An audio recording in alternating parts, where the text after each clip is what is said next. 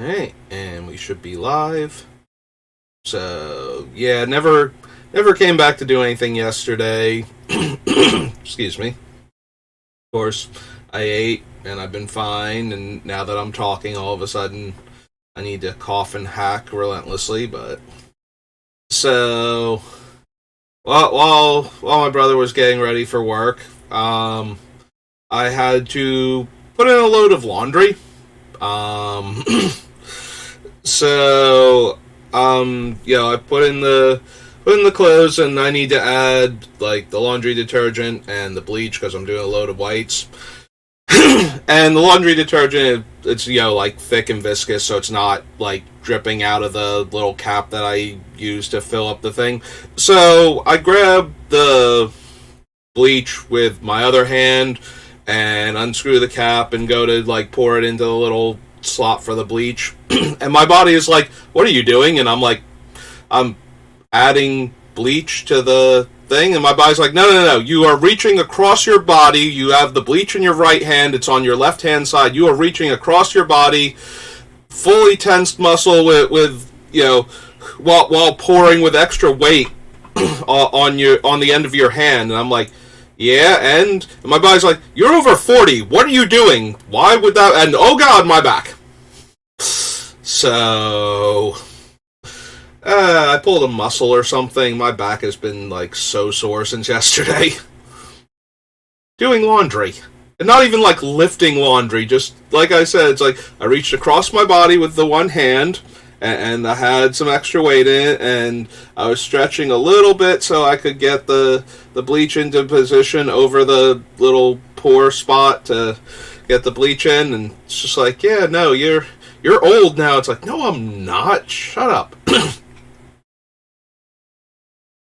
So yeah, so I'm not in like excruciating pain or anything, but it hurts way more than it has any business hurting for what little stupid thing it is. So I spent the rest of the day like sorting cards. I got up through Mirage, like getting them out of the binders and into the box. So that was that was fun. My back was bothering me a little bit during that, but not as much. But yeah, just sitting down, it still feels a bit sore. So I got the heating pad to kind of like soothe and relax the parts that aren't, healing. Because that's the part that's going to take a while. It's just going to hurt for until it's done. But, I'm only over 40, so, and I didn't do anything too serious, so it should heal. I can't wait till the part where I'm, over 50 and didn't do anything serious, and it's like, "No, you just have pain back there forever now." It's like, really? And it's like, yeah, even if you have decent insurance and you have doctors, you're still going to be in intense pain for basically forever. Like, cool. That's neat.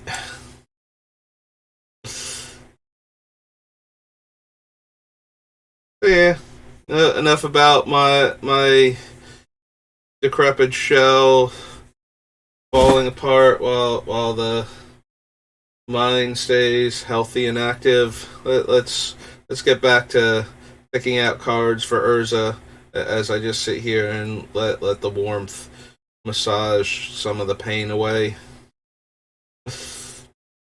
Yeah, no, just stupid little things like, I could understand if I'd like stumbled and had to catch myself and now my back hurt, or if I had lifted something a bit too heavy, even, something like at the top end of my range or something, or like towards the top end of my range. Like, I'm not particularly strong or active, so I could understand, the things that most people would able to be comfortably lifted would just be like, "Yeah, no, you shouldn't have tried to grab that. What were you thinking?" But yeah, no, just stretching my arm, like pulling across my body and stretch the muscle a bit too much, and then there was just a little bit of weight on the end of my hand, and it decided, it's like, "Yeah, no, that's good enough. You can be in pain now." Like, it feels very arbitrary and Not at all. Maybe I may put Avenger on top. Nope. Not at all fair. Like we need a 8 mana 7/6 Island Walk. Name a card other than a basic land whenever target opponent. Is it still target opponent or choose a player? Choose an opponent and a card name other than a basic land. The chosen player reveals each card they draw. The chosen player draws a card with the chosen name, sacrifice the trap, and deal 10 damage. I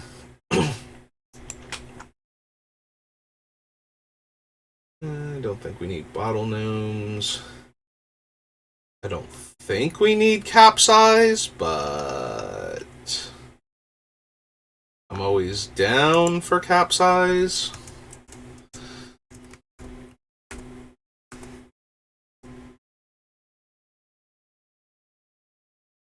Chill, circles of protection, good old clergy and Vec. Then play destroy target enchantment.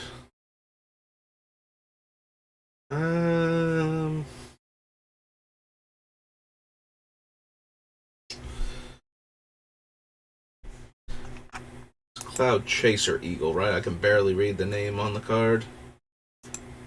Alright, so I don't know how many similar things we will want, but we will be able to turn our non-artifact permanents into artifacts with some of the cards and then make copies of them. So utility comes into play. Abilities like destroying an artifact or enchantment might be worth it. Also, because the copies will be 1/1 soldiers, artifact creatures with all the abilities, that would mean it would also be a 3/3 flyer on top of that, which has a bit more going for it than just the normal ground creature. I don't think we need Dismiss, though.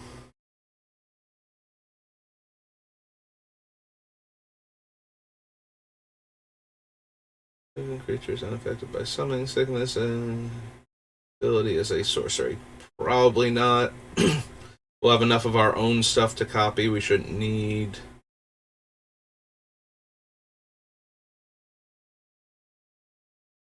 copy it. We shouldn't need to make token copies of our opponent's stuff. Put an essence token into play. No, we're gonna make too many artifacts. It's flying first strike or trample permanently or put a 1/1 counter on it. Can't be blocked by blue creatures and makes a thing blue.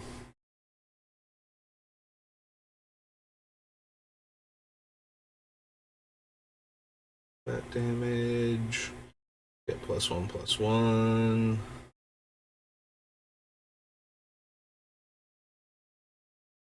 Giant Crab cannot be the target of spells or abilities. Grindstone. Artifacts cannot be the target of spells or abilities. Yeah, no, not helping. Shroud, no. Hexproof, yeah, I'd be down for Hexproof, but I need to be able to target my own stuff.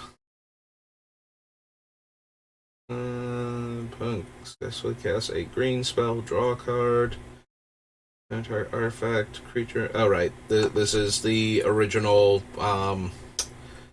what's its name? Stifle.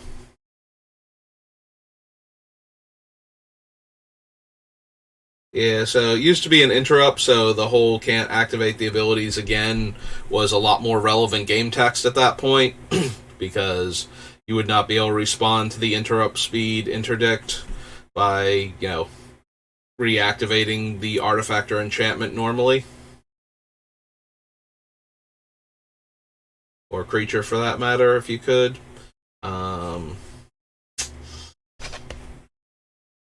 Still counters activated abilities and draws you a card, so that's not terrible. And 3 cards. Yeah, I don't think we're gonna bother with intuition here.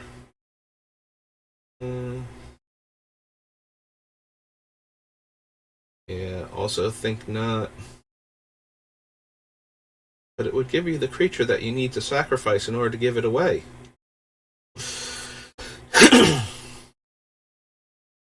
Permanently exchange control of target artifact or creature for control of target permanent of the same type. Yeah, I think we would just rather steal stuff than jump through that extra hoop for basically the same mana cost in a lot of situations. Maybe a little bit less. Friends, mannequin. With 3 or greater, do not untap. Yep, nope. All my guys should be like 3 power and toughness, so that kind of messes up all my things.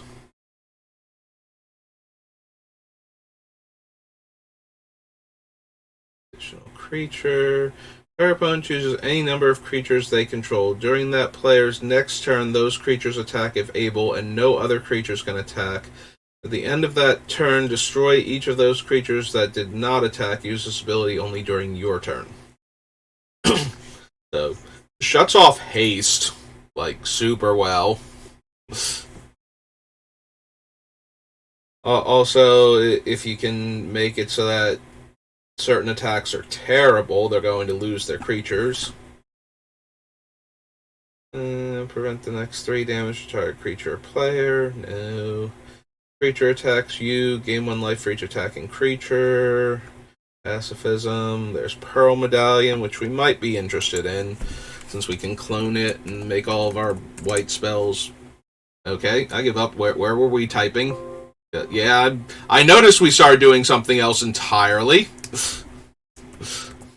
But when so somehow I got into like the command section, so I must have slipped and hit like control, I guess, while hitting shift. Something like that. There's this token. Don't care about the Grimoire or the Hulk. Don't really want to clone the Splicer either.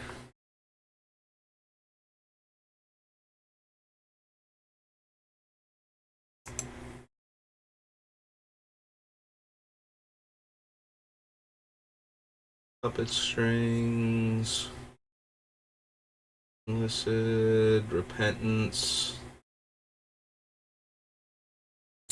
Root Order Thief. Order Hunter.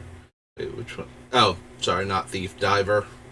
Return target artifact from your graveyard to your hand. I feel like we can do better than that. Like, we should be able to just have artifact creatures that get us back our dead artifacts that we can make clone copies of without having to turn, like, this guy into an artifact and then sacrifice him. Or, turn him into an artifact, make copies of him, and then have the copies to sacrifice. Instant. Reveal cards from your library until you reveal a white card. Put that card in your hand. Remove the other reveal cards from the game. Target creature deals no combat damage this turn. Sapphire Medallion.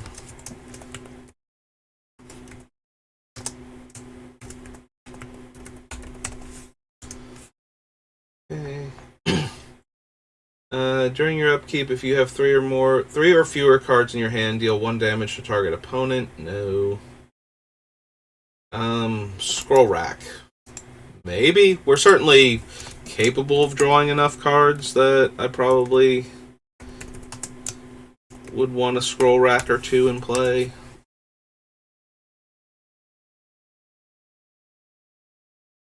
Still on only artifact or enchantment. Eventually we'll get artifact and enchantment at the same time on one of those. Then I might be interested. Probably not still. To successfully cast another spell this turn. Soltari Emissary. We can get any of these ones. Pro black, pro red. If there are no reflection counters, I can make a reflection and destroy target reflection. Prevent 1 damage to any creature. Nope. Animated static orbs.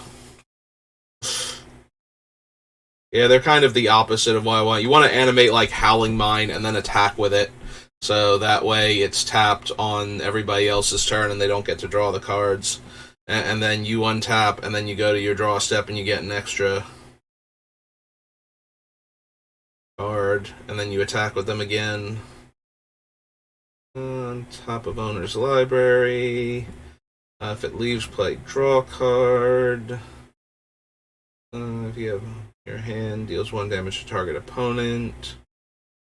Time warp. I always have to be careful with effects like Time Warp so that I don't make the whole deck around it. I think it's easier to not build a deck around Time Warp if you're not in, like, blue-red or blue-green specifically. I think there's a lot fewer cards that buy back the spent Time Warps and a lot fewer copy effects that you can be running. So Time Warp might be safe in this deck as far as not just derailing me into an I need to take infinite extra turns now situation. Like, you can certainly do that just because you're in blue. Like, you can throw in the blue creatures that buy back spent spells and copy things, but white is not as helpful there, so as red or green would be. Like, in red, you just get, like, way more creatures that buy back dead spells and way more effects that copy spells that you cast, and in green, you have all the Eternal Witness variants and regrowth effects to go infinite with. I already have a lot of colorless, non-basic lands in this deck, so I'm a little less inclined to run Wasteland. Also, I think just Strip Mine is fine. I think we need Whispers of the Muse. I don't think we need Winds of Wrath. Yeah, no. Okay. Let's pop back over here. So that was Tempest. On to Stronghold.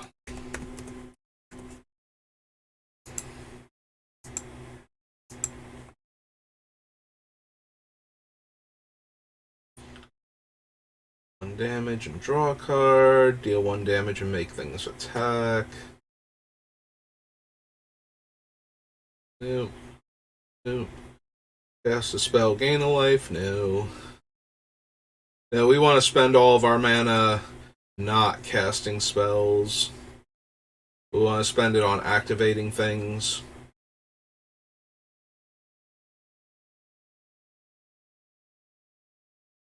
The problem with this is it requires me to have basically 3 cards in my hand for the rest of the game. So I don't think so.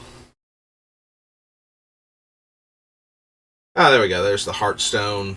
So this is going to be one of the things that I can't imagine is going to make it.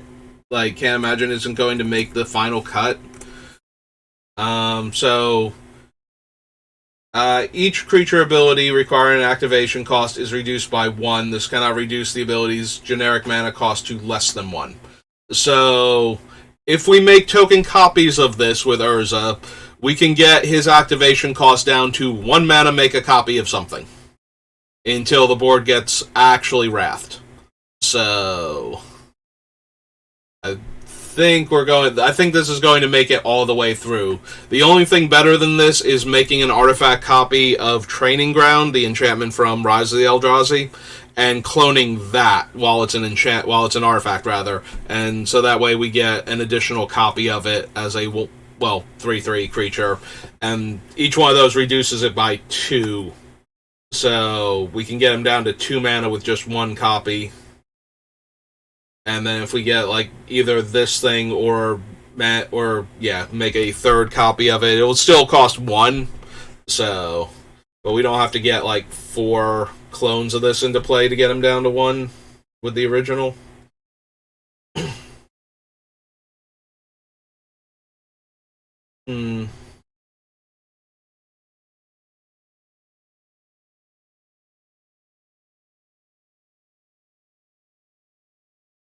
So the reason I stopped on hesitation is I was kind of joking before about not ever wanting to cast spells, but because we need to get the things into play. Yeah, this might be too cute of a thing if we try to get hesitation down while we want to just spend our mana activating Urza, and then we try to like liquid metal coating the hesitation when somebody triggers it and make a copy of it before the first one goes away. So the copy would come into play, but the spell has already been cast, so there's no spells to trigger it right then. So the original would go away and counter the spell, and then the next one would be there, and, you know, players would have to run like 2 or 3 spells through this thing at that rate before we would run out of copies of it, and they would have to lose those spells in order to get through. But I feel like that's A, way too cute of a trick, and 2, like, it wouldn't actually accomplish what we needed most of the time. Like, we're not gonna... So, players are going to have, you know, mana rocks in the mid to late game that they don't need, minor spells that they had, so they would have stuff to do in the early game, and then, like, the one spell they're actually trying to resolve, which is probably going to be an exile artifacts type thing, because that's what's going to hurt us the most with this deck, since I do plan to find room for Darksteel Forge and whatnot in this deck. So, I can't imagine, as funny as that would be, and as obnoxious as that would be when it's working, I have to believe that most of the time it's just not going to be working. Like, nobody is going to let us get into a position where that thing just happens. I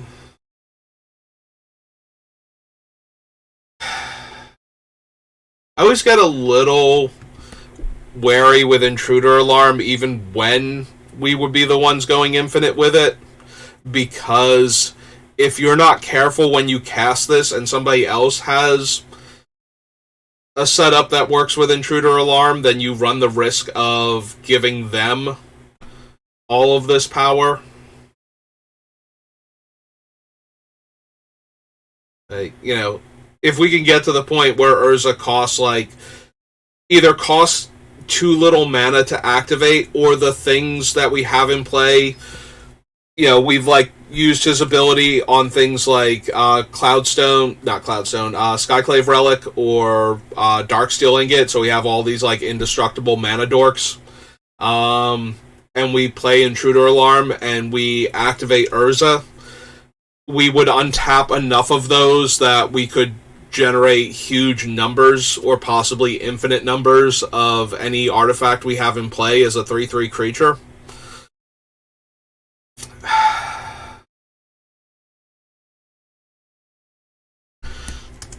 Yeah, I'm gonna add it to the list. I don't know. I still don't know how broken I want Urza to be. But as you can see, there's a lot of potential for Urza to just be absolutely degenerately broken. So. Redirect. No. And leak. No. Mind Games. Mox Diamond. Probably don't need Diamond in this deck. Like, I imagine we're going to be running the one from Mirrodin Besieged, the Metalcraft one. Name's gone completely out of my head. I keep wanting to say things like Amber or Chrome, and those are the ones that are around it. Chrome being the imprint one, and Amber being the Dominaria one. Mox. Yeah, Chrome Mox is the only one that has the material before the name. So this one was Mox. Wow, I cannot think of it. Like, probably one of the most heavily played Moxes outside of Vintage, and actually, I don't know. Is Chrome Mox or Mox Diamond played more often than the Metalcraft Mox? I mean, I think the Metalcraft Mox was winning before it got banned out of Modern. But I don't know that's true anymore. Skip drawing a card, you put a study counter on it, remove 3 and sack it to get 7 cards. So you get plus 3 cards from this, since you have to give up 3 draws and the card itself. But we're in white-blue, so I think we can draw more cards more easily with the blue side of our deck.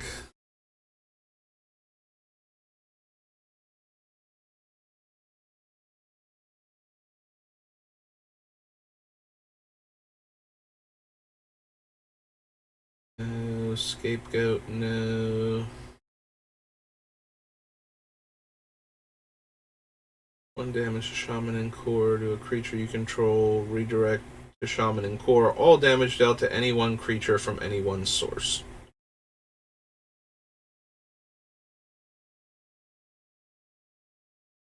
Targets only Silver Wyvern. Targets another creature of your choice instead.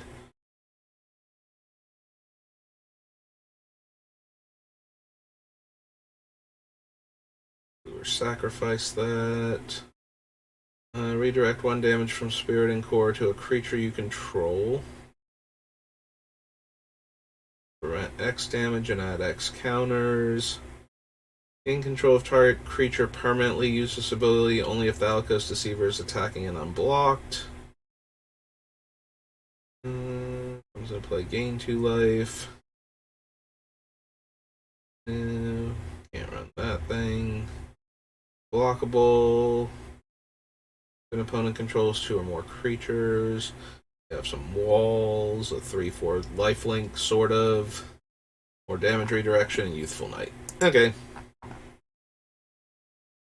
That was Stronghold, so now we need Exodus.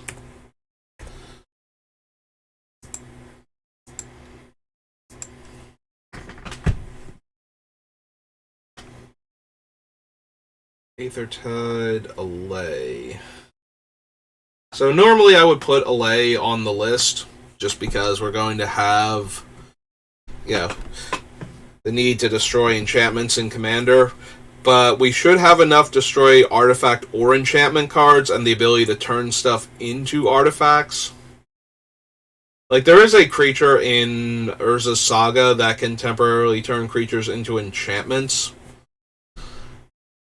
That is fun with this, but I don't think we're going to bother with that when we can do the artifact thing instead. Sacrifices the rest, so no, I don't think we want Cataclysm. Attacks, it gets +3 toughness. Creature gets +1/+1 for each creature in play of the same creature type. That gets really horrifying when all of the tokens are soldiers. I wonder if I actually want that. Like, cloning that thing once or twice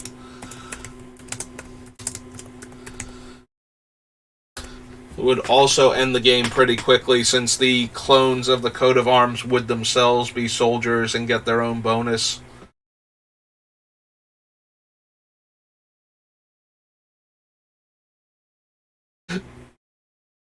I don't think we need Curiosity.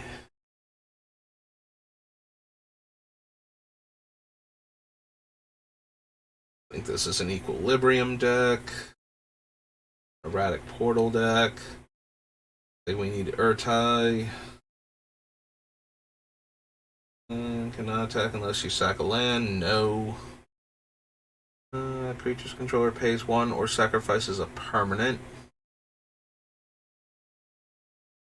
Forbid. Block an additional creature. Those 2. Flying. Redirect all damage. No. Limited resources is banned. Whenever a player plays a spell, that player returns a land they control to owner's hand. Not quite good enough, despite the fact that I want to spend most of my mana activating abilities rather than casting spells. Choose and discard a card. Right. Mind over matter.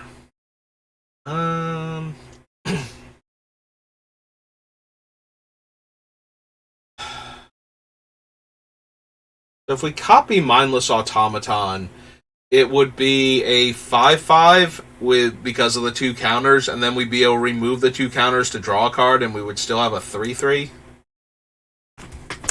I might actually be down for that. Like, normally, the things that we're copying in order to get the card advantage out of them, they have to, die, or it would be a comes into play trigger, and we would just get the card. But this one, we actually get a larger creature, and we can draw the card whenever we want to, barring yield second or split second cards. First strike, pro black and red. Gain 3 life. Make a Pegasus token. Damage from a black or red source. Life. An attacking creature you control from combat and untap it. To the top card of target player's library. Yeah. Reconnaissance is actually kind of fun and silly as an goad tech. And I had not thought of that until I was looking at it. The whole, your creatures have to attack. It's like, okay, yeah, they all attacked, and they didn't attack somebody, and that attack wasn't good for me. Let me just pull them back out of combat now. I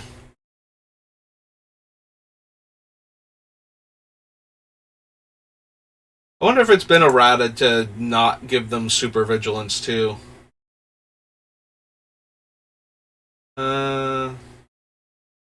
Remove target attacking creature you control from combat and untap it. Does this just give them super vigilance too? Like, can you just untap them during the end of combat step while they're still considered an attacking creature?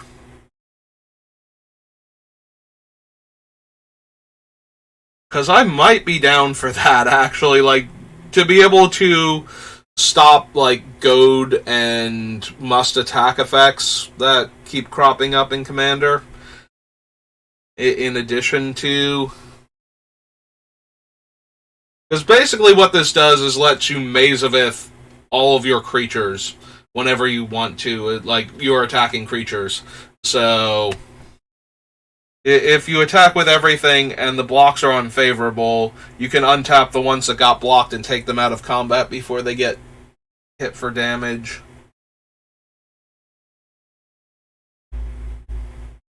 Also, funny with first strike against non-first strike creatures, if that becomes relevant. You can do the first strike damage, remove them from combat, and then if you have the other damage to follow up, you can finish them off. Huh. But yeah, the fact that you can actually... As far as I can tell, you just can remove them from combat after, because they're still considered an attacking creature until the end of combat step is done. So they'd already have dealt their damage, and you can just pop them out of combat at that point. That seems really silly, actually.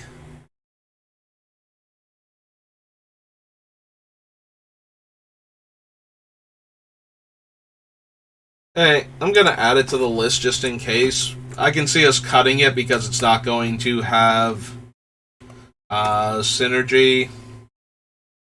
Alright, I was never going to spell reconnaissance right either. It doesn't have any actual synergy with what we're doing, so it'll probably get cut.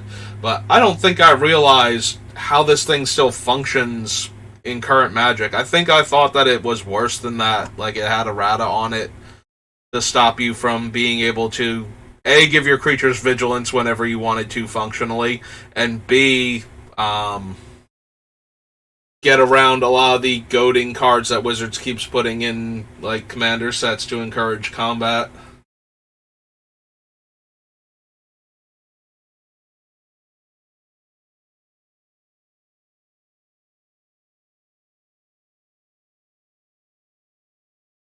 Flying deals damage to a player, destroy target enchantment they control. Life. Spells cost 1 more to cast. Use and discard a card. Drifters gain shadow until end of turn. We could also potentially, like, Sphere of Resistance and just make spells impossible to cast. If we're going to make enough copies. Also, if we have enough cost reducers in play, when we start cloning the Sphere of Resistance, we're just making our spells like back up to the normal cost while making everybody else's more expensive, and that might be worth it. This thing is a 5 mana 3/3, right? Remove a 1/1 counter, make a Thopter. The Thopter would then be a 3/3.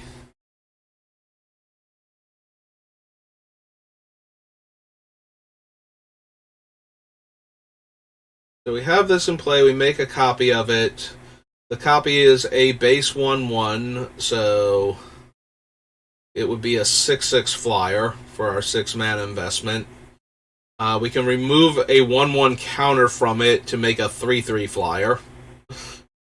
And we can sacrifice one of the Thopters to put the 1/1 counter back on it. Maybe? Like, if we don't go with the I'm just going infinite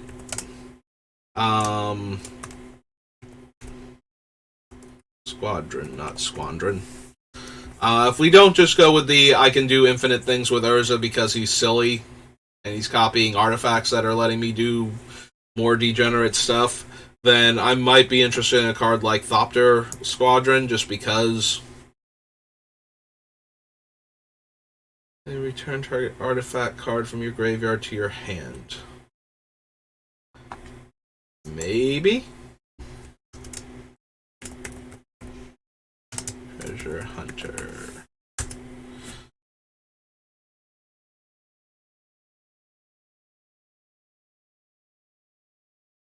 Token turn, Whip Tongue Frog. Play with 4 counters on it, remove a +1/+1 counter from it to add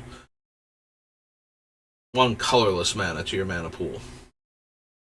So similar to Rasputin Dreamweaver, except that it can only make 4 colorless mana each time we clone it. I might still be interested in that, though.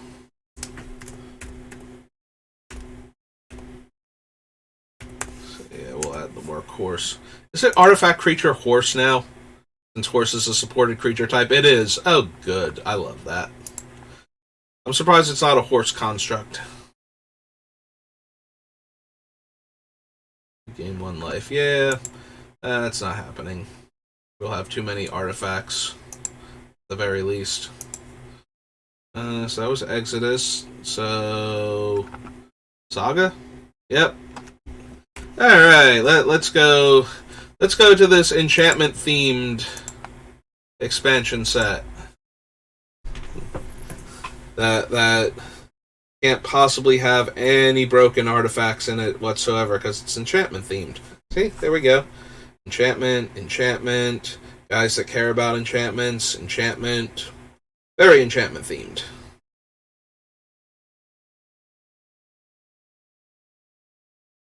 Arcane Laboratory.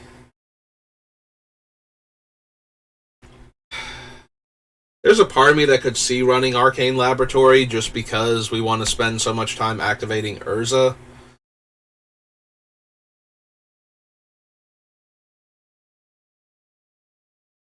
Destroy all lands or all creatures. Creatures destroyed this way can't be regenerated. I think we need the Cathodian, the Chimeric Staff, the Flute. I think Claws of Gix is particularly good for us. Use an artifact in your hand and put that artifact into play. It's 4 to activate them. That's probably still not worth it. But I do plan to run a few very expensive artifacts, so.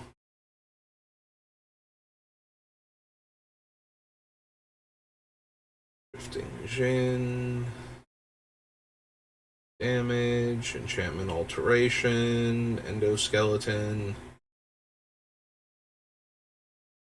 Oh, whenever a card is put into your graveyard, sacrifice an energy field. Creatures and lands don't untap. Sacrifice enchantment, gain life equal to the enchantment's mana cost. Cycling costs 2 less. Cradle, Gilded Drake. The problem is we wouldn't be able to turn Gilded Drake into a creature and copy it. Unless we did it all at once while the Gilded Drake was, like, its trigger was on the stack trying to exchange itself. But that would be funny to make some 1/1s that also get exchanged. Here, take this flying man. Give me your giant doomsday creature real quick. Anthem, grafted skullcap.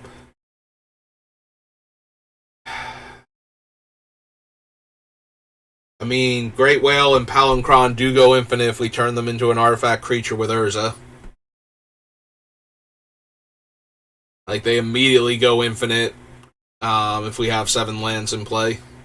Or we have enough lands that can produce enough mana, basically, that it's functionally 7 mana. We get infinite Great Whales at 6. Or infinite Palinchrons at 6. I feel like I would rather run Palinchron anyway for this, but like, I'm not gonna have room for both of them in the deck. Kinetic Study, Hibernation, Horseshoe Crab. You have a imaginary pet to owner's hand. Destroy target creature with power 4 or greater. Karn, Silver Golem.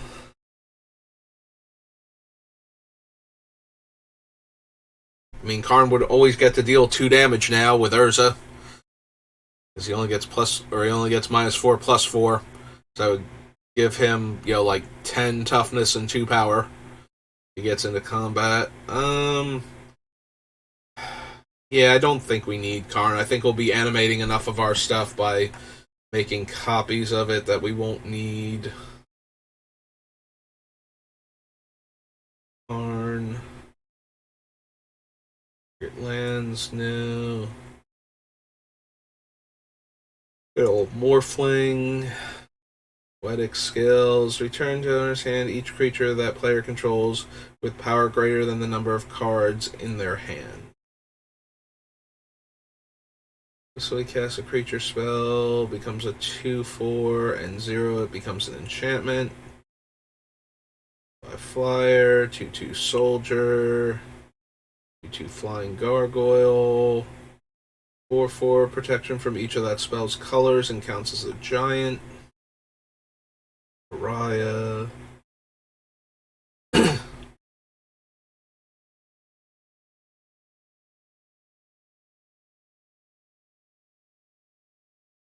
I wonder what happens if you turn an aura into an artifact and then copy it with Urza. Does it become a 1/1 aura creature and that's, an impossibility, so it explodes instantly? Like, obviously, if we copied Pariah, the creature token wouldn't be able to have the damage redirected to it because it's redirected to enchanted creature, not to this permanent. So that wouldn't work.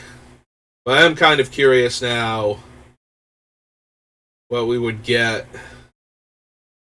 if we made a copy of it.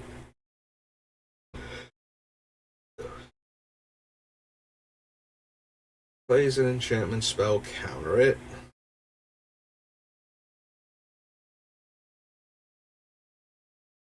Close toughness. Damage to 2 creatures. Whenever a non-token creature you control is put into a graveyard, you may search your library for a copy of that creature. Nope.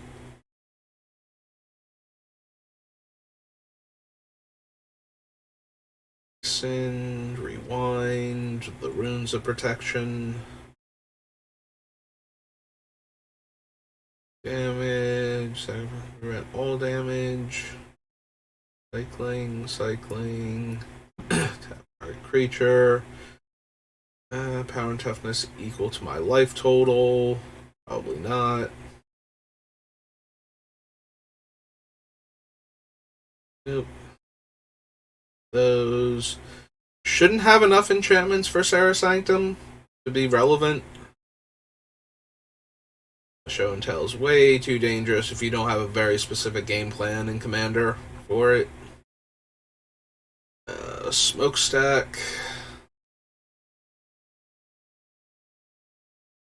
I don't think so. For target attacking creature with flying deals no combat damage.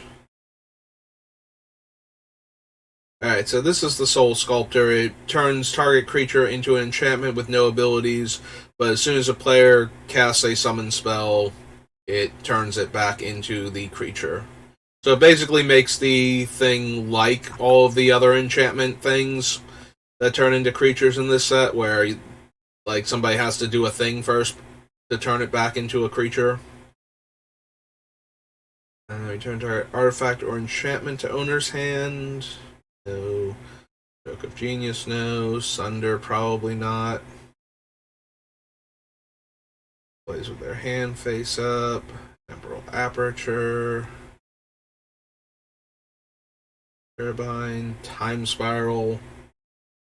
That's true. I have the Urzatron already on the list for like the Great Whale and whatnot, so we'll probably run Palancron as another. Like I said, I don't think we have room for the Great Whale, and if it turns out we did, we can go back and add him in. Like if we decide to run Palancron and Great Whale, and see Time Spiral though, since we have already a bunch of lands that produce more than 1 mana.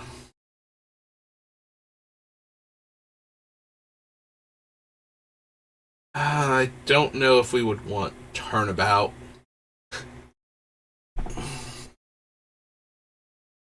Like, we will certainly have the artifacts in the deck where casting this might be a huge thing.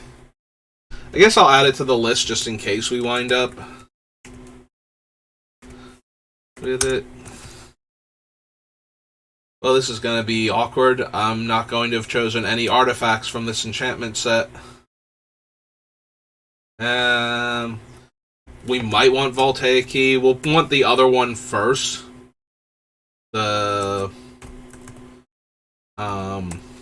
Manifold Key before this one, but yeah, we might still want Voltaic Key. We might still have enough going on. Alright, Warren Powerstone. Always count on you when I'm running all of these artifact mana sources. Hey, oh, that was Saga. On to Legacy.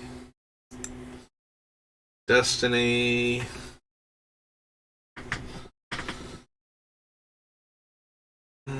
Attacking does not cause creatures to tap. At the end of each player's turn, tap all untapped creatures they control that did not attack this turn. Angel's Trumpet deals 1 damage to that player for each creature tapped this way. 1/1 counters on it. Draw card. Burden. Blessed Reversal. Founding Beebles.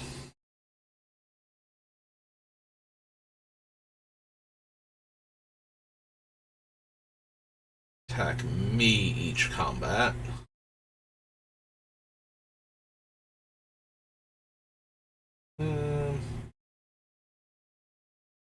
Player controls more permanents than any other, cannot play lands or artifact, creature, or enchantment spells. That player may sacrifice a permanent to ignore this effect until end of turn.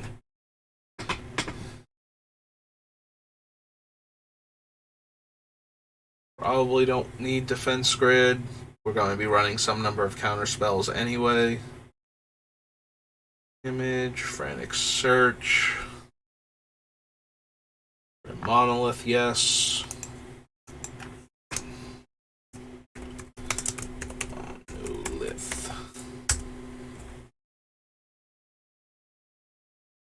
Glory. Ravine.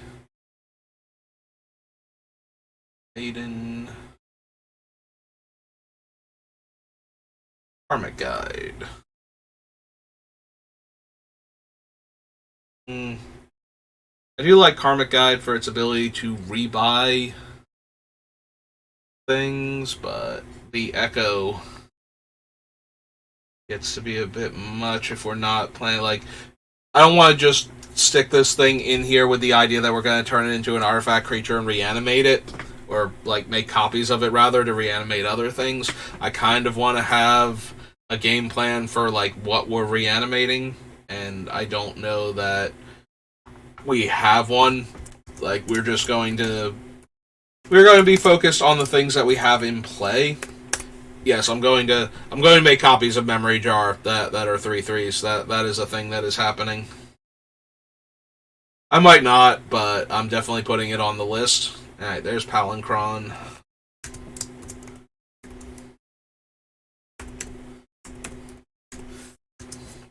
There's just a better Great Whale, like, on all fronts.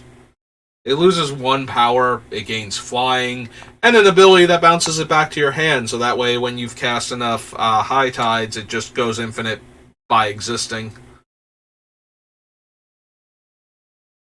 Yeah, Purify is not making the deck, and is one of the things that we would most need to counter if somebody cast it.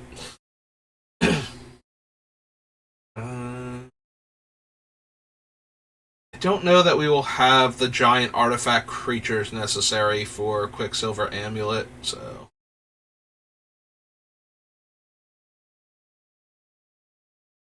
Put into your graveyard from play, gain a life. I think we can do better than that.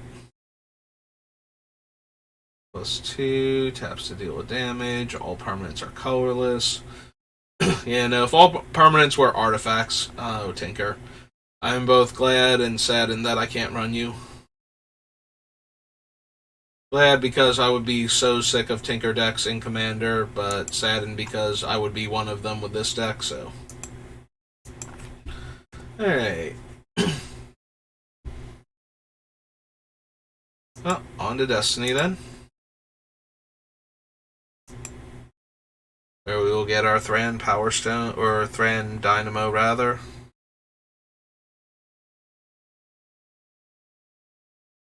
So the biggest reason to run Academy Rector is to get things like Anointed Procession out of the deck and into play. But I don't know that we will have ways to get her killed consistently. Like, I don't plan on running enough sacrifice outlets, I don't think. So...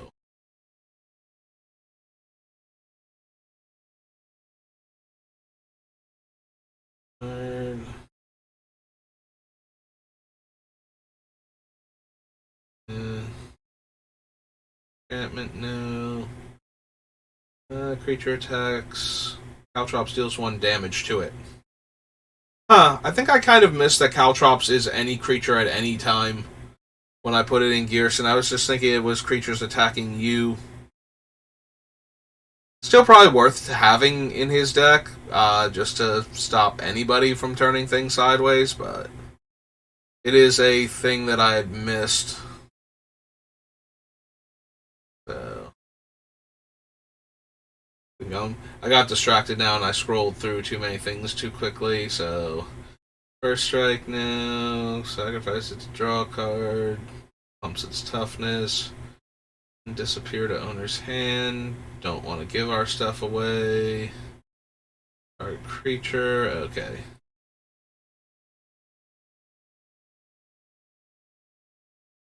That damage. Will prevent the next 1 damage to target creature. Yeah, I think I misread that as dealing 1 damage to creatures attacking you.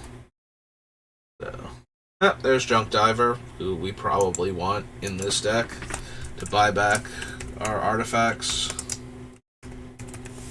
along with the mirror and the workshop assistant.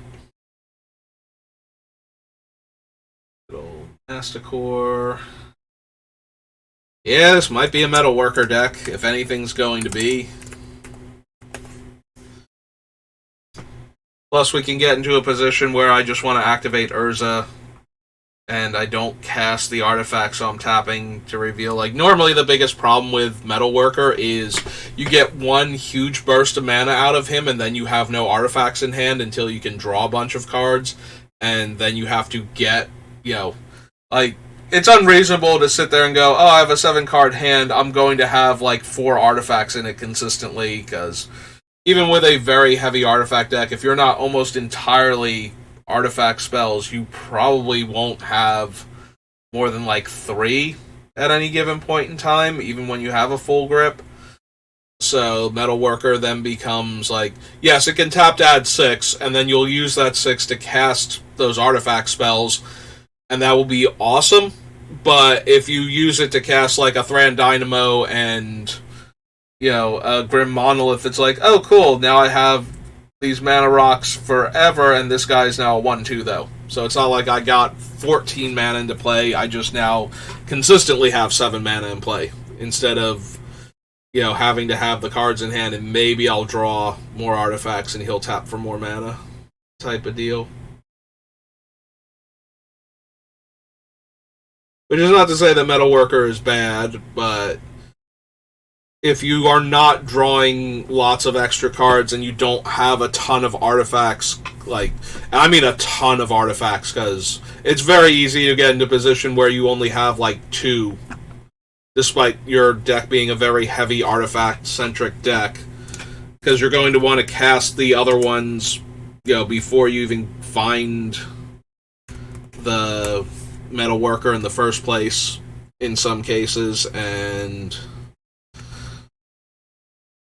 yeah, he just doesn't produce as much mana as he looks like he should, is the issue. It's not that he can't produce that kind of mana, and that you need to avoid running him because of that, because you are going to have turns where he does make, 6 mana in a turn, and that's pretty good, as a general rule. If you can tap one of your creatures and produce 6 mana, you're probably having a good time. But it goes a lot further in a deck like this, where I might want to activate him to get the mana to use Urza, not to cast the artifacts that I'm revealing necessarily.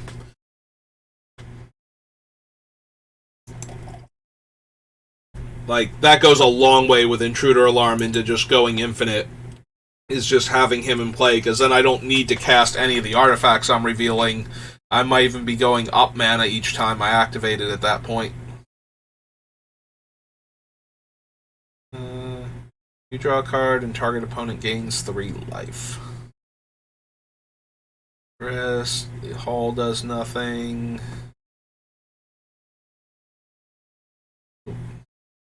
No. Brainstorm, Bribery. Comes blocked, you draw a card. Charisma.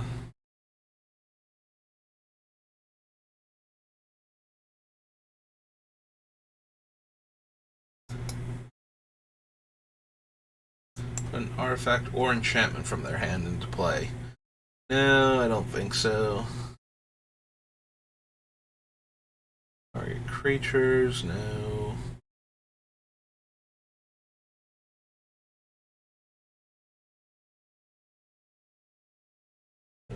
Mama. Non-artifact creatures get +2/+2 as long as they all share a color. Why's it gotta be non-artifact? What if I make colored artifact creatures?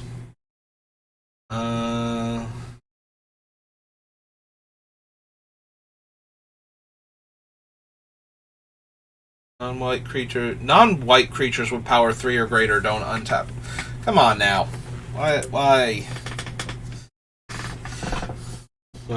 you gotta be so mean to all my stuff?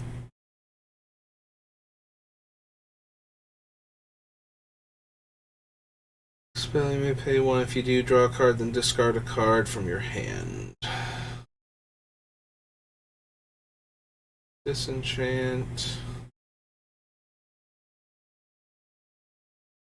Yeah, I can't imagine Devout Witness, even with all of our ability to make things into artifacts, is going to be where I want to get my repeatable artifact destruction from.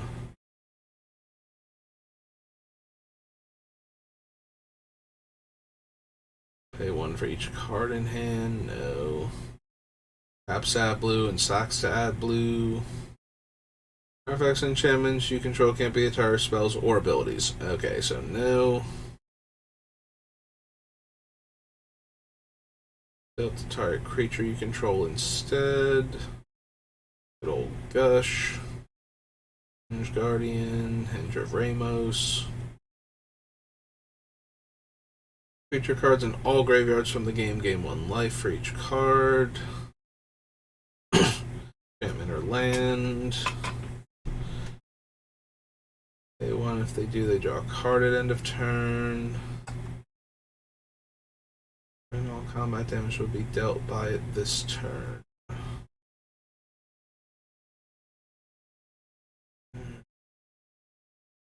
I can't be the target spells or abilities. No. Or 7 vigilance. No. No. No. I don't think so. Misdirection, I think. Page.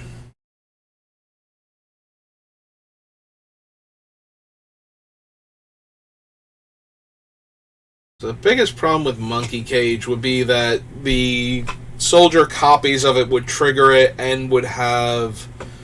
Oh no, they'd have 5 CMC because they'd be animated monkey cages at that point.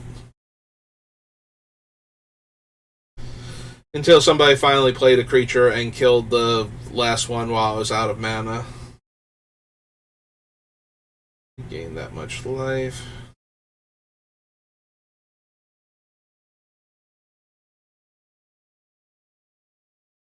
Panacea.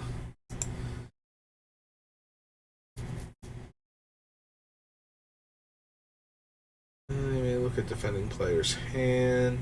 Tap target creature gets +1/+1, flying, first strike, and trample until end of turn. Don't think we need any of the rebels. If you control a plane, you may tap an untapped creature instead of paying its cost. You get +1/+1 until end of turn.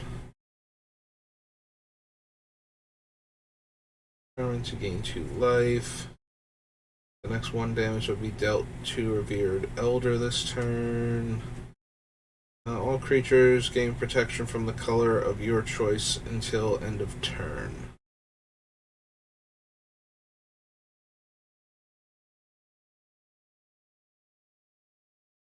Flying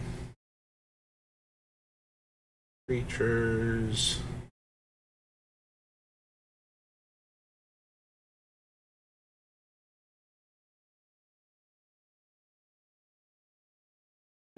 There we go. We'll just make an army of sappers and heirs, and eventually the opponents will have to block and we'll get to draw 3 cards. That's once each turn, yep. 5 life. Good old soothsaying, in case you wanted more Sensei's Divining Top in your life. Sorcery spells cost 3 more. Low-key tempted on this one because most of the things that destroy all of our artifacts are going to be sorceries. Like, I don't think... Is Vandal Blast an instant? Because if it is, it might be one of the few things that would destroy all of my artifacts at instant speed. And then, you know, there's also Cyclonic Rift. But for the most part, I think the mass removal for artifacts is going to be at sorcery speed. I don't know if that makes Squeeze worth it, but it's certainly something I'm considering. It depends on how many sorceries I want to run too. Like if I don't want to run any and it's making all of the other than like the actual wraths, although I suppose I do want like a wrath or two in my deck just in case. Yeah, we'll still add it to the list. Like I said, I have to check and see like how many things are actually going to blow up all of our artifacts at instant speed. It would be dealt to and dealt by creatures I control.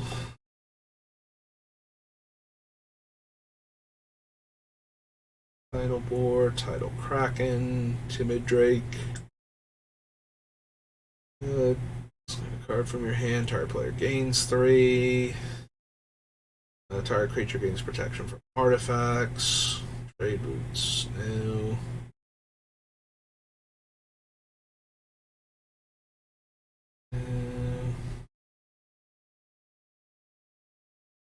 And worry beads, nope. Okay. That was mass. On to Nemesis.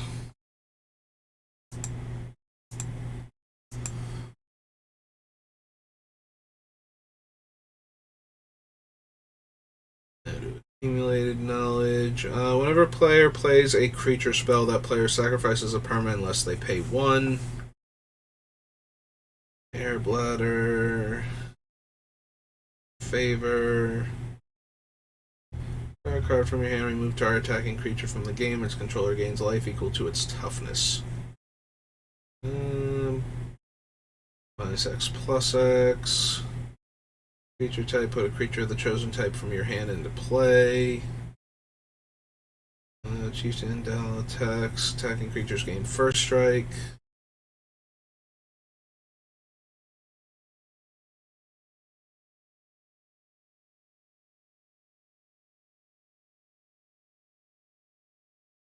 Automaton. Dominate. Snare. Yawgmoth. Sacrifice a creature, regenerate target creature. Nope.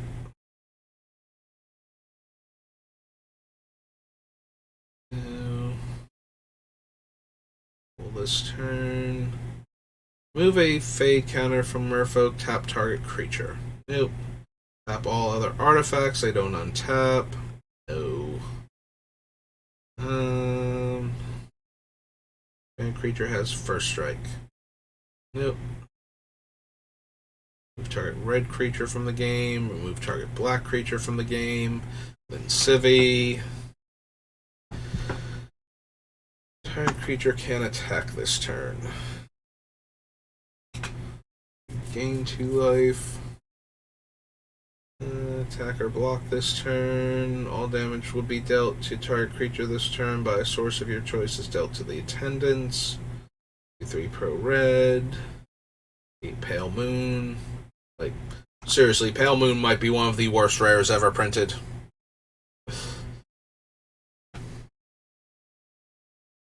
I don't think we care about Parallax Tide and Parallax Wave.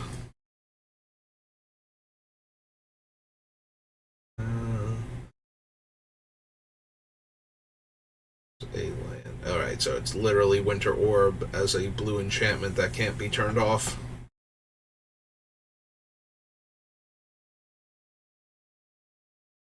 It's blocked, untap it. Becomes blocked, untap it. Prevent all damage that would be dealt this turn to creatures you control. All damage that would be dealt to target creature this turn is dealt to you instead. No.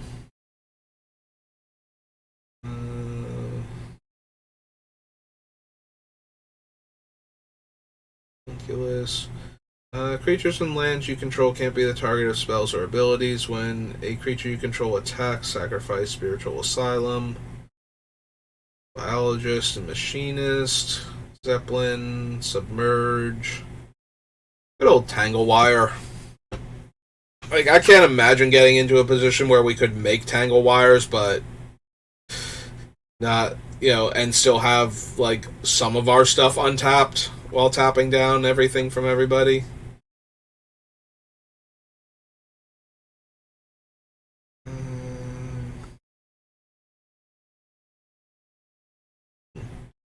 Okay. So that was Nemesis. Alright.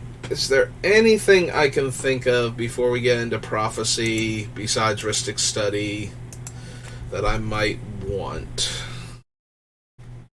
And I don't think that there is, but we will go through anyway. 2 cards from your hand, return X creatures to their owner's hand. Each creature has Shroud. Sacrifice a land, destroy target enchantment. If you have 3 or less life, no. Opponent has no cards in hand, no. Our player's life total becomes 20, no. Celestial Convergence, America Idol.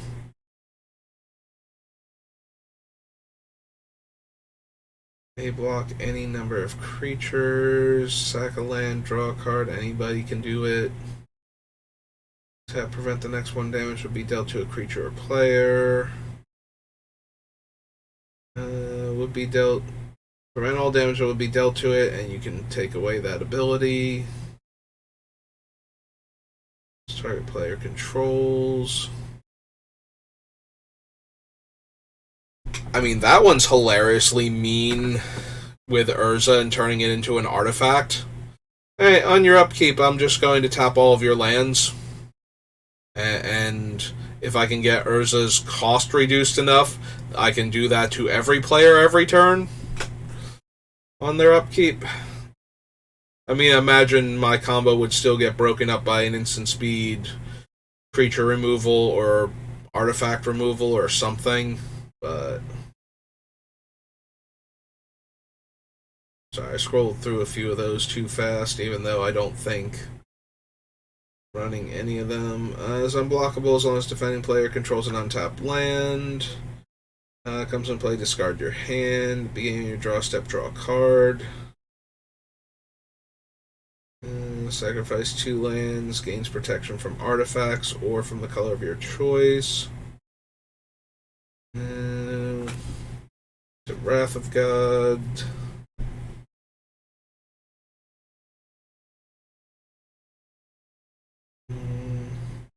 Landstar player controls don't untap during their next untap step. That's the anti-rebel card, or I'm sorry, anti-mercenary card in Rebels. Whenever a player puts a creature card into play, that player returns a land they control to owner's hand. Is it still puts a creature card into play? Puts a non-token creature onto the battlefield. Yep, okay. Just curious at that point, because that would technically work with what we're doing, but I don't think we need it. Squad is untap. You may untap all creatures you control.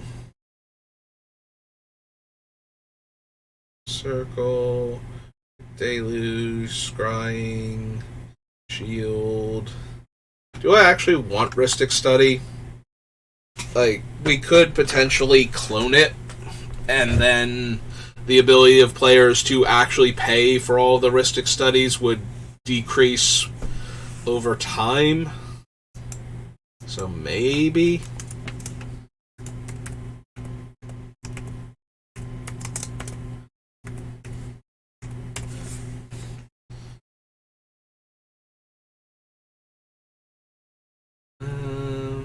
Basic lands. Each player controls can't be the entire spells or abilities as long as that player controls 3 or fewer lands. Nope.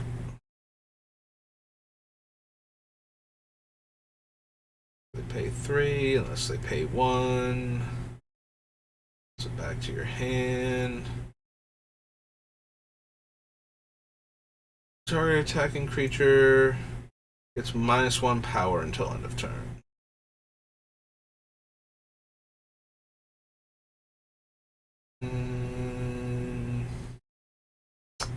Nope. Okay. I think I'm good. But yeah, it was only Ristic Study, and then only because I might actually care about it. Heuristic Study is one of those cards that just gets jammed into decks with the idea it's like, well, somebody's going to let me draw a card at some point in time, and that'll be worth it. And it's kind of like, I mean, yes, you will probably get a card out of it, but most of the time you're just going to be taxing your opponent's spells and annoying everybody at the table rather than actually accomplishing the main goal. Unless somebody is playing very poorly, I feel like, because there's not a whole lot of spells, I would say, yes, you can draw a card just so I can cast the spell. And usually when I'm doing that, it means I'm about to combo off and win, so you better have, mana available and counter spells you can draw, or free counter spells you can draw, because I'm about to win this game with all these spells that I'm casting that I won't let you draw extra or that I won't pay the extra for. Roll gains protection from the color of your choice until end of turn. Can't be the target of spells or abilities this turn.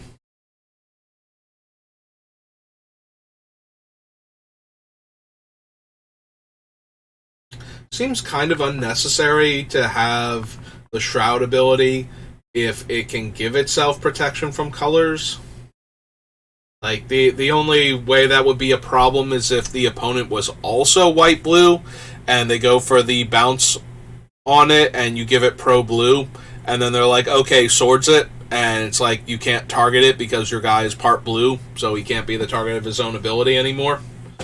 That's like the only case I can think of off the top of my head where you would want to give this thing Shroud. And I guess if it's a damage-dealing spell that targets it, no, wait, I was going to say the damage can't be prevented, but it would still be an invalid target. And if it's a mass damage effect like that, then Shroud doesn't do anything either. Yep, nope, just weird, kind of bad design.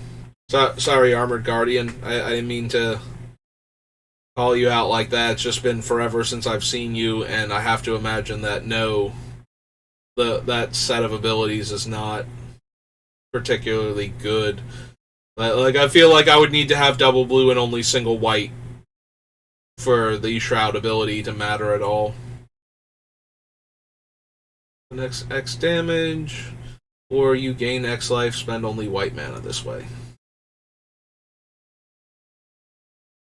No. Oh man, we can run Urza in our Urza deck, and he has no synergy whatsoever. Breaking Wave. Destroy target artifact or enchantment. Yeah, we can do better than that. Can attack you unless their controller pays X for each creature, where X is the number of basic land types among lands you control. Red. Yeah, that's true. I did not think about turning propaganda into an artifact and copying it and making, what's their names? The White Muse. Windborn? Windborn Muse.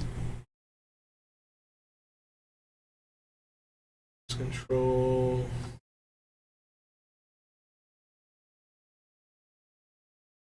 Dismantling blow. I mean, I do like the innate card advantage of Dismantling Blow, even if it's 6 mana.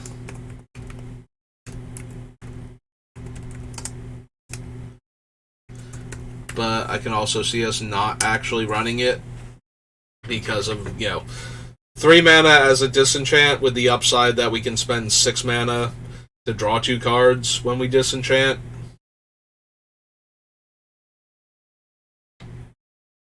Four more damage to a creature or player. That source deals 3 damage to that creature or player instead. So close. But yeah, making it 3 damage means we still lose all of our tokens.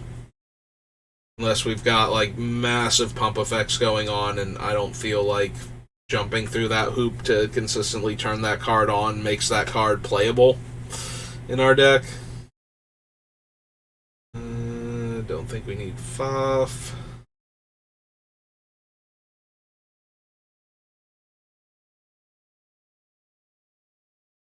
Red.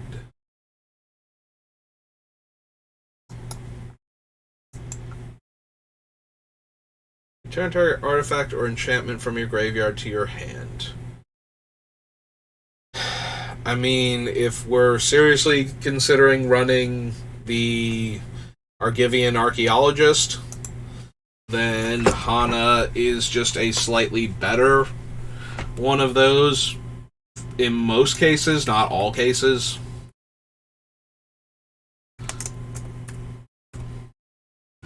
But the scenarios where she's worse, like the only real scenario where she's worse is the fact that you're spending white, blue, and 1 to buy back instead of 2 white. So if you had 2 white and a blue, you could have bought back the artifact and had 1 blue mana left over with the Archaeologist. But yeah, as long as they're both castable, like they're both 3 drops, they're both like she's a 1/2, it's a 1/1. And yeah, you can spend 2 white, but this gives us the ability to get back any enchantments that we want to, if we have enchantments, because I think we will, but not as many.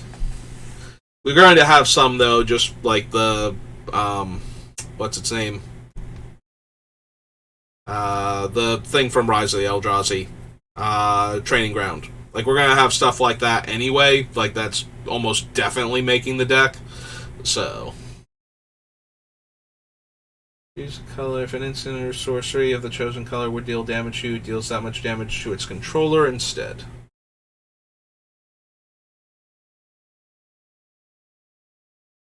Creatures with power 1 or less don't untap during their controller's untap steps.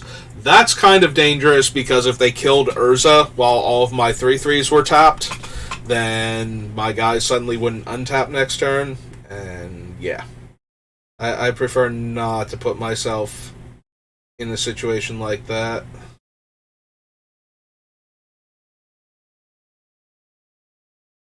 Share a color with the spell last played this turn. Nope.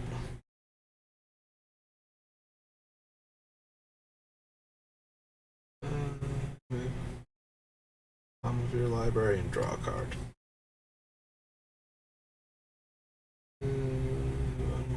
For each basic land type, no. Goes in play, choose a basic land type. Oh, right, it's literally Phantasmal Terrain, like from Alpha Beta Unlimited. Yeah, I don't think we want a Phyrexian Altar. Like, I don't need...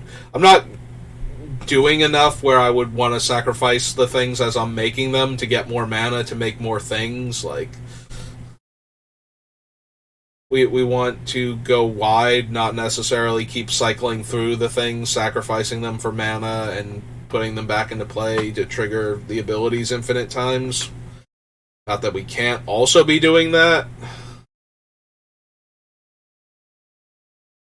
A source of your choice that shares a color with the mana spent on this thing's activation cost.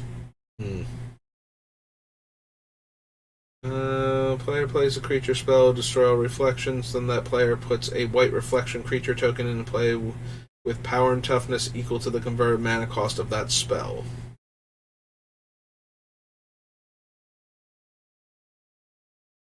Rainbow Crow. First strike. Repulse.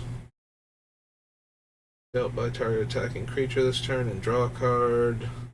Gain 3 life and draw a card. Deal the top 3 cards of your library, put one of them into your hand, gain life equal to the converted mana cost, put the other revealed cards into the graveyard. Oh. Whenever an opponent plays a multicolored spell, gain 4 life. Beginning of your upkeep, resurrect a creature from your graveyard specifically. Doesn't cause it to tap. Put into a graveyard from play, draw a card.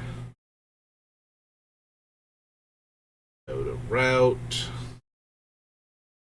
Yeah, I imagine we want a Wrath or two, just because you can't always assume that you're going to be the one with everything in play, and you might need to blow some stuff up. Also, I do intend to get Darksteel Citadel into play, or not Citadel, Forge.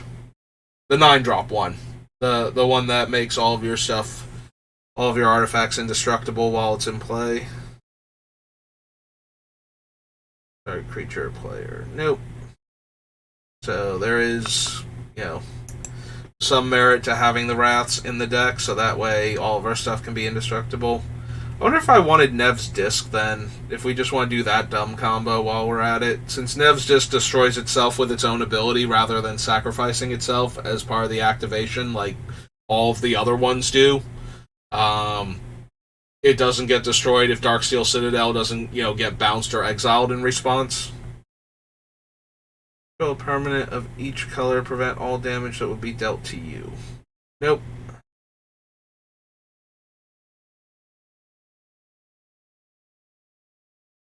Run any of these because we're only 2 color. Destroy target enchantment, counter target enchantment spell. Each of the chosen color without flying cannot attack you. Whenever a creature or land becomes tapped, put an Hourglass counter on it. Permanents with Hourglass counters on them don't untap during their controller's untap steps. Beginning of each player's upkeep, remove all Hourglass counters from permanents that player controls.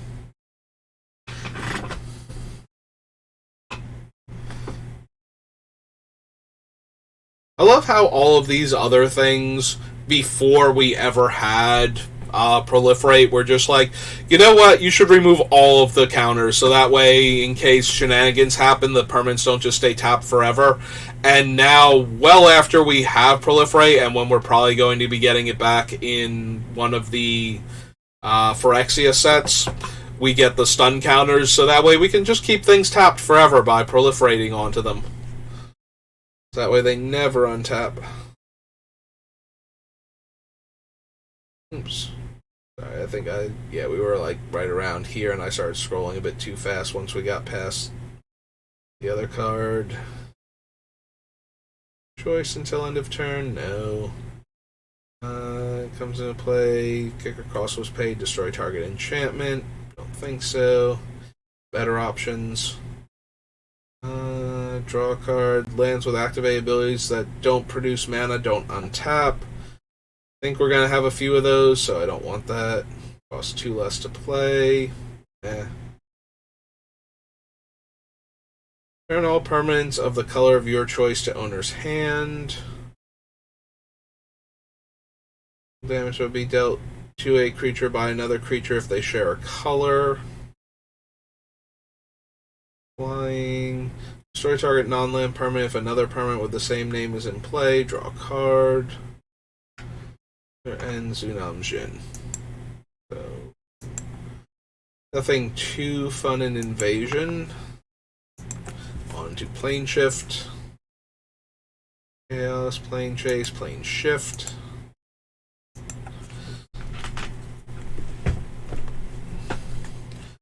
Draws a card for each basic land type. Return a creature. Comes into play with a 1/1 counter. Destroy an enchantment and draw a card. Target permanent becomes white. Whenever another permanent you control becomes the target of spell or ability an opponent controls, you may return that permanent to owner's hand. Like, it's a fine protection spell, but getting Urza bounced might not help us if that kills all of the tokens, basically. Or turns them into 1/1s in time for, like, Elish Norn to show up. Gains flying. Becomes blue until end of turn.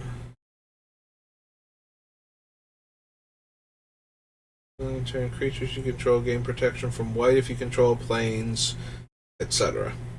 Yeah, we're not going to be able to do anything with Draco. That has a black kicker cost. Return target white or black creature you control to owner's hand. No. Target blue spell. Choose a permanent you control. Prevent all combat damage target creature would deal this turn if it shares a color with that permanent. +3/+3 unless it shares a color with the most common color among cards or tied.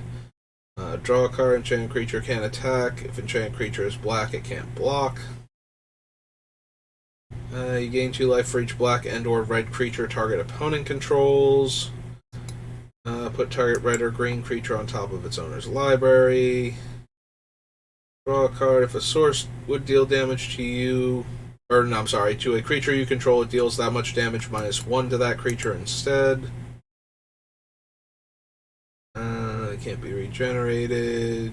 Get a 1/1 flyer. Name card can't be played. Seems like a lot of effort to go through to lock out like multiple players, commanders and whatnot, but we could do something like that.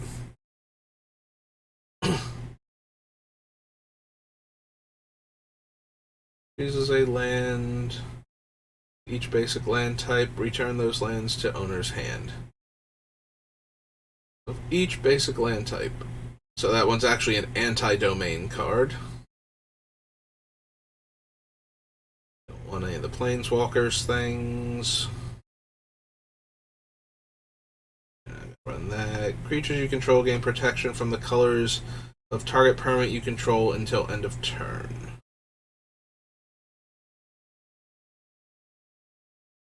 Types. Flying comes in play, return a white or blue. Comes in play, draw 2 cards, then put 2 cards from your hand on the bottom of your library. Play, return a thing. Draw a card. Blue and 2, target creature becomes the color of your choice. I think we need the Weatherlight. Star Compass, no.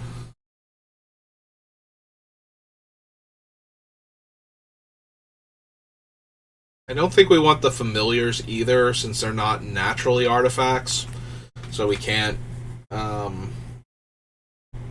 We would have to turn them into artifacts first. And while I do plan on doing that, I don't think the familiars are good enough on their own for that. And also, we got a bunch of other stuff that's reducing casting costs, so. Oh no, not. We need Apocalypse now. Apocalypse. Okay. Can't run that. Right, we're gonna run into all of the enemy color stuff now, so.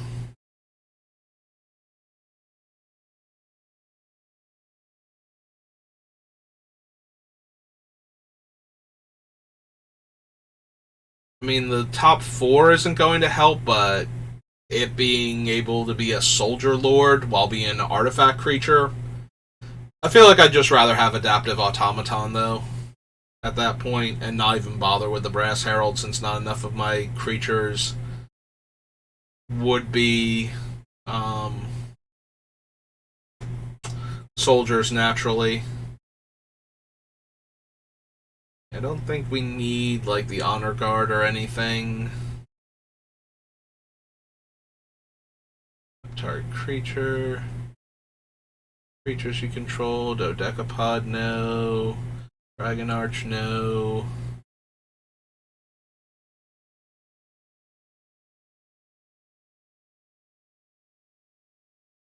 Upkeep, gain 1 life for each card in target opponent's hand, and 4 mana, tap target creature only if he's attacking. Meh.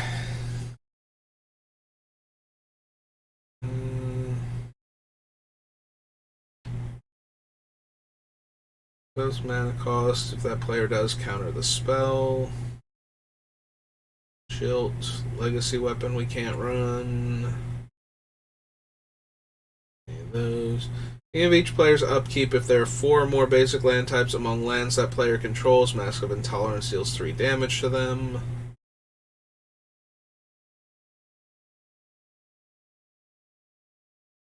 Any type of your choice until end of turn. Draw a card. Choose a creature type other than wall. Target creature's type becomes that type until end of turn. I don't think we have enough hate on the creature type things that we would want to run that, or even enough going on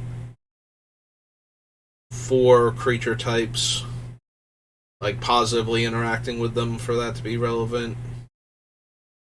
I don't think we want any of the whirlpool creatures, right? Shuffle the cards from your hand into your library and draw that many cards. It's not optional.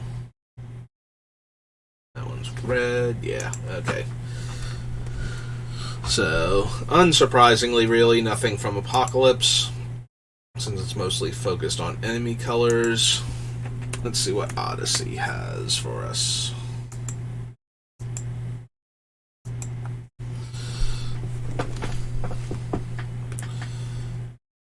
Odyssey, very heavy in the creature type matters. I don't think we would want, like, the Catapult Commander or whatever it is, the Soldier Lord that exiles by tapping soldiers, but I could see something like that possibly making it. Tap target permanent, 3 blue, tap all creatures without flying. But that's... I'm sorry, I'm thinking of Onslaught when I said that. Odyssey is the block before it and does not, and is the threshold set. Damage to its controller instead. And return the Amugaba to owner's hand. Each card in your graveyard has flashback. Graft. Auramancer. Start attacking or blocking creature. They destroy an enchantment. Right, this is just Cloud Chaser Eagle. It is a bird soldier, though, whereas the Cloud Chaser Eagle is just a bird. And we do make soldier tokens. So if we do bother running the coat of arms, then that would actually be relevant that it's a soldier doing the same basic thing. So yeah, even Cloud Chaser.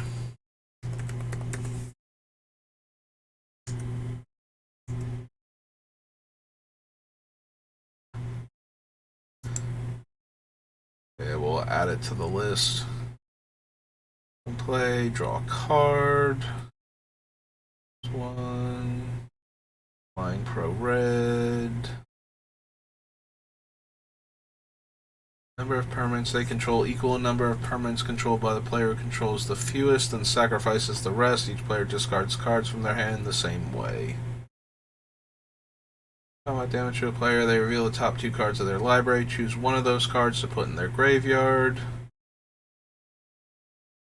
Reveals the top 4 cards. You may choose 2 of those cards to put in the graveyard. Put the rest on their library in any order.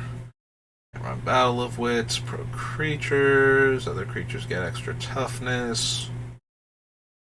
Equal a number of enchantment cards in graveyards. No. Discard 2 from your hand.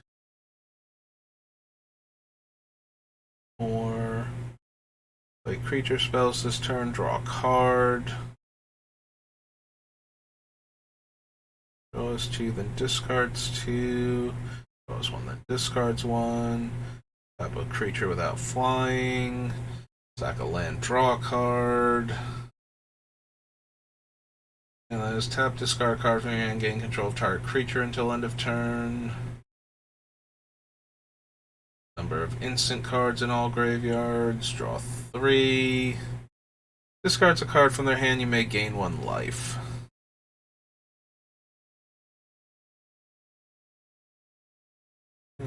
Sacrifice Decade Mark, gain 3 life. Would be dealt damage, put that many delay counters on instead. At the beginning of your upkeep, remove all delay counters from delaying shield for each delay counter. Remove this way, you lose 1 life unless you pay white and 1. Tap all creatures without flying. Turn target permanent to its owner's hand. Permanent you control gains protection from instant spells and from sorcery spells. Go to Divine Sacrament. Go to Dogged Hunter. Control has protection from its colors. No.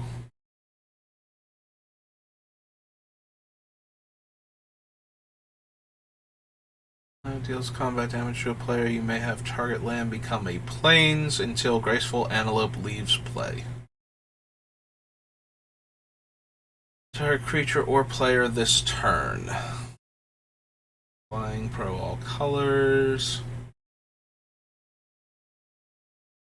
Whenever a spell ability opponent controls destroys a non-creature permanent you control. So, the problem is we're going to be animating a lot of our...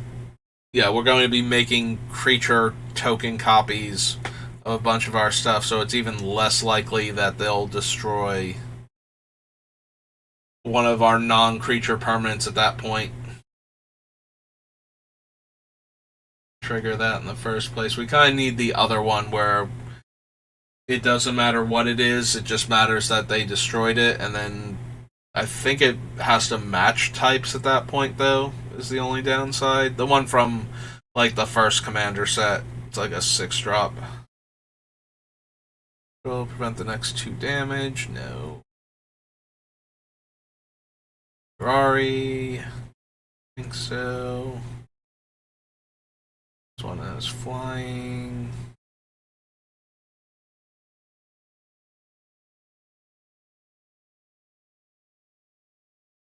Tap target creature. 2 white tap. Tap 2 target creatures. No. Twerk gnomes. First strike. Tap an untapped wizard. Land is put into your graveyard from your library. You may pay 1 to draw a card. Roll enchanted creature. Fantatog.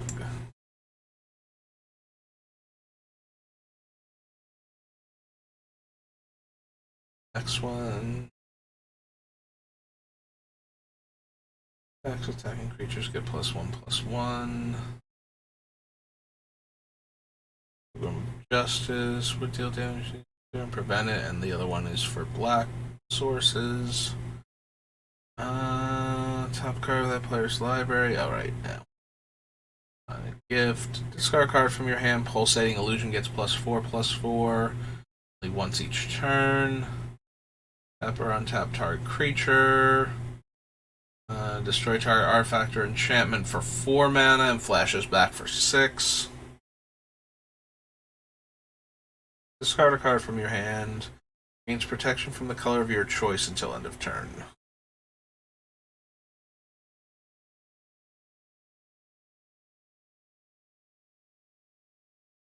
Protection from the color of your choice until end of turn and draw a card. I think we need an egg for anything.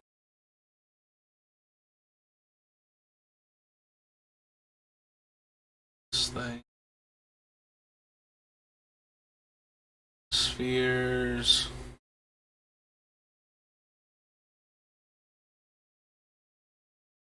Life and draw a card.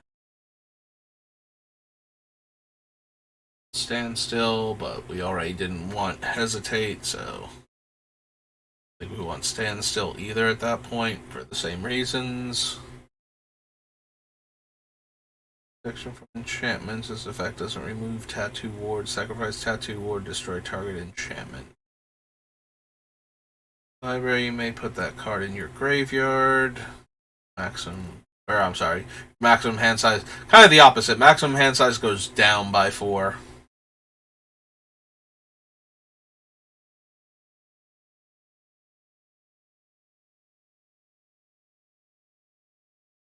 Target player takes 2 extra turns. No. Yeah, even when I want to take all of the turns, I try and avoid time stretch. The massive casting cost and the absolutely debilitating thing that happens when somebody else gains control of it somehow. Just kind of not worth it on both fronts. Like, I have killed people because they had time stretch in their deck before, and it was hilarious. I commandeered their it's actually one of my favorite stories. I commandeered a not Notorious Throng, the other one, the other rogue spell that you can cast from like Morning Tide, and you knowledge exploitation. And so I commandeered their knowledge exploitation, found their time stretch, used their time stretch to get my turn that I was about to take, plus 2 more turns after that, stole somebody else's Felidar Sovereign, attacked with it to go back above 40 life, and then won the game. With the 3 extra turns. Well, the 2 extra turns plus my actual turn. Giving me 3 turns in a row. So, yeah. Would not have won that game if it hadn't been specifically time stretch. So. And I feel like that is a thing that can happen way more often if you have time stretch, but if you're going to take infinite turns anyway, then you might as well just time warp at that point for less mana and be able to recur it and cast it again, rather than trying to time stretch and cobble together 2 turns in a row where you get back time stretch and then cast it while still winning the game. I mean, if you can get it back on the 1 turn and then cast it on the other turn consistently, then it's the same thing. But it doesn't allow opponents to, when they can cast one of your spells somehow, to time stretch themselves for the win. Honestly, if I'm going to run time stretch, I'm just going to run expropriate. Because at that point, it's kind of like, I just want to win the game if I'm going to spend this much mana on the spell.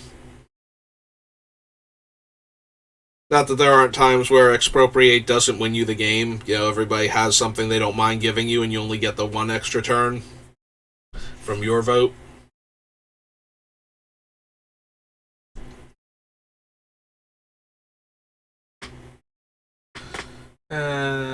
Can't play Upheaval and Words of Wisdom. Right, I didn't miss anything. Pro green, mill half their deck. There's unblockable and you draw a card. Don't care about the tribe, and yeah, there's the time stretch. Okay. That was Odyssey, and all we got was Cloud Chaser. On to Torment. Torment.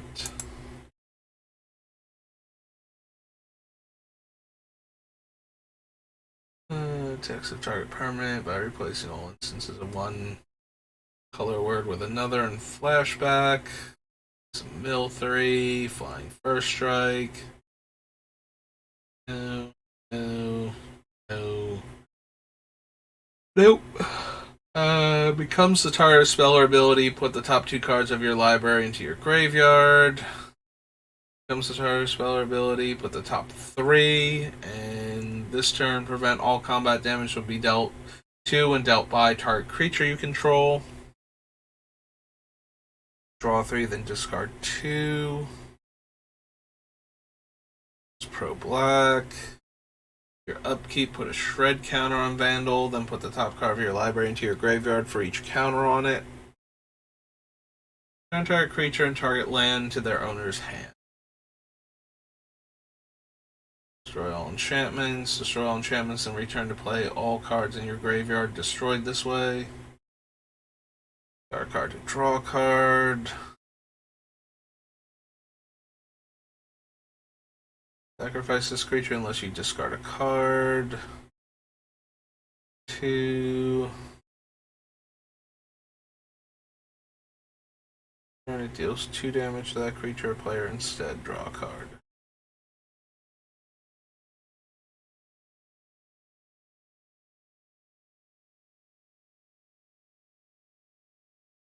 Destroy target enchantment. It's madness.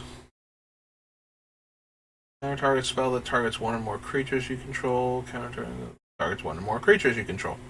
Okay. damage. Your mana costs 3. In play, return all blue creatures to your opponent's control to the owner's hand. Opponents can't play blue creature spells. All black creatures from the game. Attacking doesn't cause Militant Monk to tap.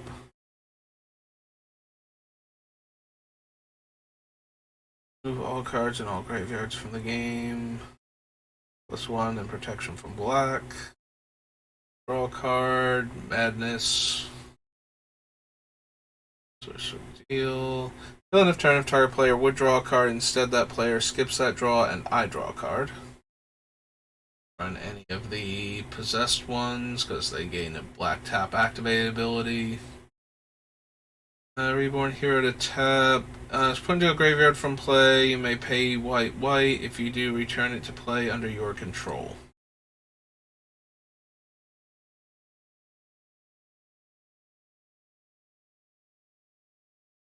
Card from your bounce it. Tap target untapped creature you control. It deals damage equal to its power to target attacking or blocking creature an opponent controls, and flashback. Each player loses 1 life for each swamp they control. Black. Gonna play draw card.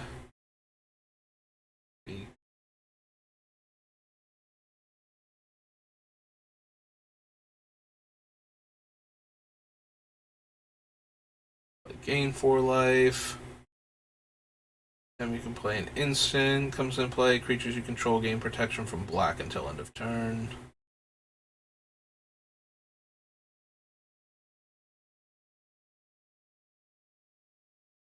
Additional cost to discard X cards. Return X non-lands. Discard X cards. Remove X attacking creatures from the game. Nope. Okay. Nothing in Torment. Maybe in Judgment.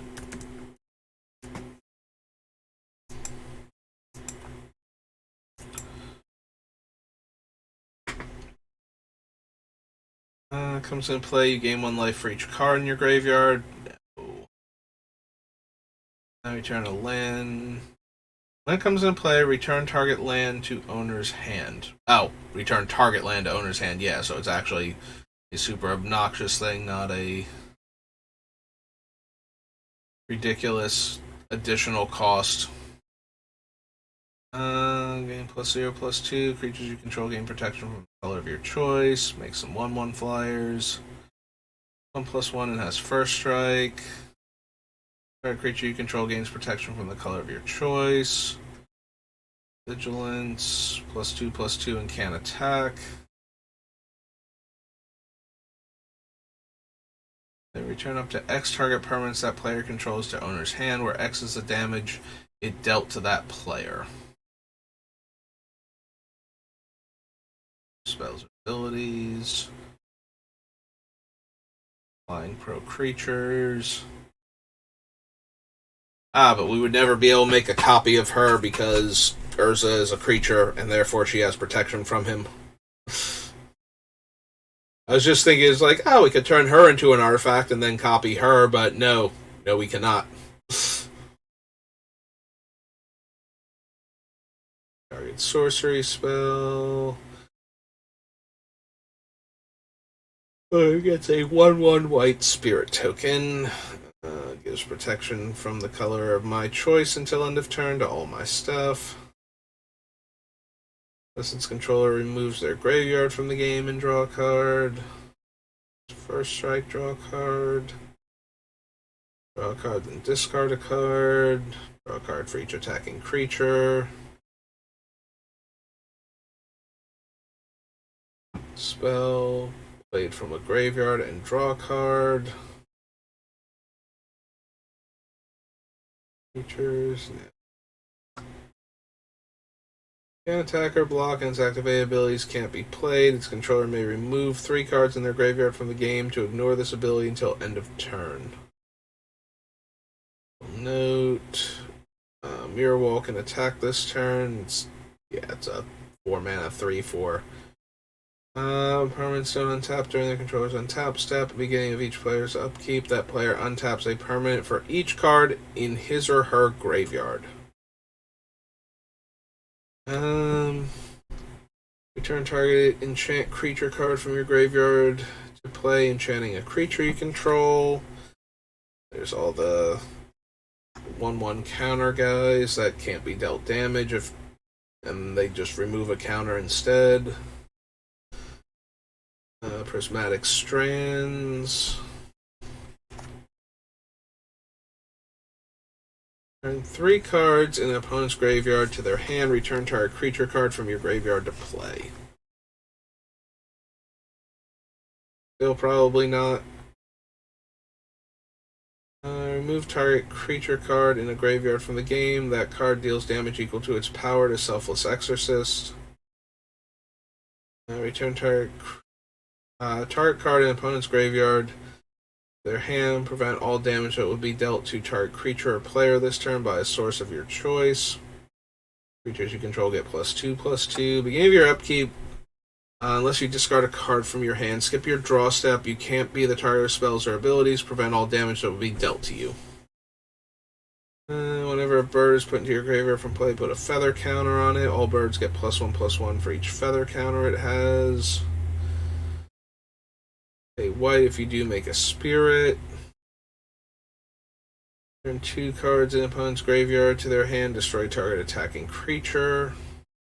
A 1/1 flyer. A blue and 1 if you do tap or untap target permanent. 50 or more life, we win the game. All damage will be dealt to Trained Pronghorn this turn. Nope.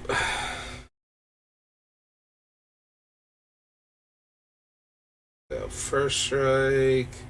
+1/+1 has tap target attacking or blocking creature gets +3/+3 until end of turn. Yeah, no, that's not silly at all. The player may remove a card in their graveyard from the game. If that player doesn't, creatures they control can attack you this turn. Wonder comes in play. Remove all cards in your hand from the game. Leaves play. Return those cards. This one, choose a permanent you control. Comes in play unless you remove a creature other than Wormfang from the game. Next turn. A land. And comes in play, remove a land you control, and they're just different stats and different rarities. Okay, so none of the Wormfang creatures are doing anything for me. So Odyssey, Torment, and Judgment added all of 1 card, and it's a mild increase over the quality of the other thing. Coming up on the 2-hour mark. Alright, I think we'll do Onslaught, maybe Legions and Scourge, but probably not.